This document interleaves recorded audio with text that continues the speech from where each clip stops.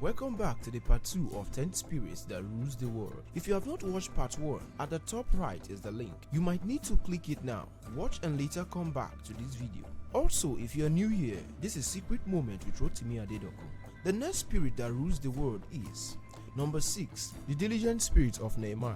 Diligence is the trademark of world changers. It is the act of wrestling with life for the purpose of contention to lay hold on one's portion.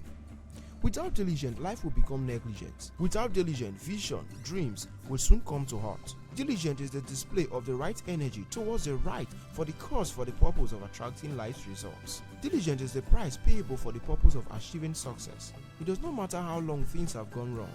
It does not matter the present situation of things that are not working. But when the news gets to a diligent man, he will take a calculated risk and move out like a wide wind with all zeal and zest and take ownership of the situation, thereby being in charge. The secret is this: without diligence, your result is not in view. Number 7, the bold spirit of the 3 Hebrew boys. Babylon will not forget the day Shadrach, Meshach, and Abednego confronted their president on national TV. These 3 boys were not citizens of Babylon, yet they fully insulted and openly disagreed with the order of the president. This was an obvious, intentional, and vivid embarrassment that comes with unlimited shame to the president, and it is still in record till today. What confidence do you have? The president asked. And immediately what follows was an unhesitant order to cast the Hebrew boys into burning fiery furnace that was heated up 7 times hotter than usual. The boys were so bold that they replied to the president without any rehearsal. Their secret is simple: the spirit of boldness. Boldness detests fearfulness, boycott risk, careless about consequences, but much concern about self-conviction. Boldness is a quality passion with a strong appearance with a clear purpose. It turns doubters to believers, turns enemies to friends overnight, and gives a name and a seat among world champions. The secret is this: break out, break forth, and breakthrough are all products of the spirit of boldness. Number 8, the confident spirit of Daniel. If you don't know who you are, there are high chances that you will become who the world wants you to be. I've come to the understanding that everybody is fearful. You either fear your situation or you fear God. You cannot be afraid of both your situation and God at the same time. Confidence simply means going against all odds in order to achieve a set goal for a high being. Daniel says no to the law of the land and started praying immediately after the decree was made. Daniel understood the consequences of letting things slide. Daniel knew that a day without prayer will make you days, a week without prayer will make you weak, a month without prayer will make you mourn, and a year without prayer will make you year. Confidence subscribes to consistency and stays connected to its source. It knows who is in charge and how things will surely play out. Without foreknowledge of God in the situation, confidence will not surface in the scene. Daniel said, "Those who know their God shall be strong and do exploit." Daniel 11:32. Confidence is the display of your assurance, not insurance. It is the projection of what you know, not what you are thought. It is the reflection of your connection with the unseen God, not the God of this world. This is the secret. Confidence is the force that attracts men to believe in you. Without confidence, only mediocre will be connected and be attracted to you. Number 9, the leadership burdened spirit of Samuel, Peter, Paul, and Jesus Christ.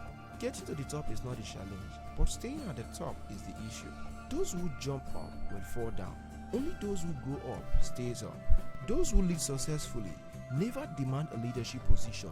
They grow and play into leadership. The reason is simple.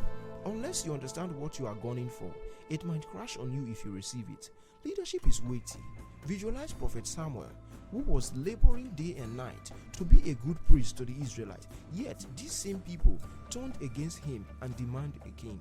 Imagine Peter, who was compared by God to minister to the Gentile, Cornelius and his family. His actions was later questioned by the leadership of the early church, Acts 10 and 11. Picture Apostle Paul, who was taught by Jesus Christ and was instructed to use his energy in propagating the kingdom of God. This same Paul was castigated, hated, and confronted by the same Christians. Bishop Abioye said, "I don't envy the position of Bishop David Oyedepo because of the cost and the responsibilities that he daily shoulders." The secret is simple. The weight of success is far more bigger than the weight of failure. Stop envying successful people. Start asking for their unshared pain, unseen tears, and undiscussed troubles. Number 10, the daring spirit of Bishop David Oyedepo. If you don't know Queen Esther and don't believe in Moses, If you don't believe in the death of Jesus Christ and refuse to understand the spirit of followership of Ruth, if you doubt the incident that occurred in the upper room where the disciples was translated to apostles and 3,000 people were added to their circle in one day, you might also not have access to the story of a 52-day nation war that was rebuilt in miraculous ways alongside with the disciple and readiness of Nehemiah. I am sure it might be hard for you to comprehend how the 3 Hebrew boys escaped the fire. Of course, if you don't believe in Daniel chapter 3, it might be hard for you to comprehend how Daniel was unhurt by the lion. You might not regard the agony of Samuel, the frustrations of Peter, and all the unbearable daily pain of Paul. But one thing that is sure, you will understand the daring spirit of Bishop David Oyedepo, the apostle of this generation. A man who was called by God in the 18th hour vision to liberate the world from the oppression of darkness through preaching the word of faith. From his local town, Kwara State, Nigeria, he stepped out by faith to Kaduna State, and the church quickly began in full force. In a short time, the church spread her tentacles around Nigeria. He was later divinely instructed to leave where things were happening in Kaduna and moved on to Lagos State to raise people for God. He imparted the entire African continent from Lagos State. The church was relocated to Ota in Ogun State, where the word became his congregation. Every step of Bishop Oyedepo was backed up with a daring spirit. Listen to this. Greatness is available to all, but not everybody will be great. Without the daring spirit of Oyedepo, you may never take ownership of your house, not even think of your city, state, country, and the world.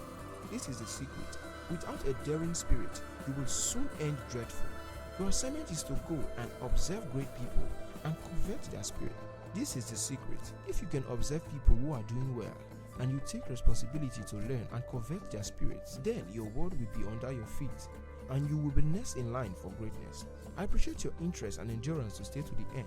Remember, you are designed for royalty, and you can't afford to settle for less. If you found this video helpful, kindly subscribe, like, and share with friends and loved ones. Remember, sharing is not just caring, sharing is also living. Thank you, and also remember that we love you.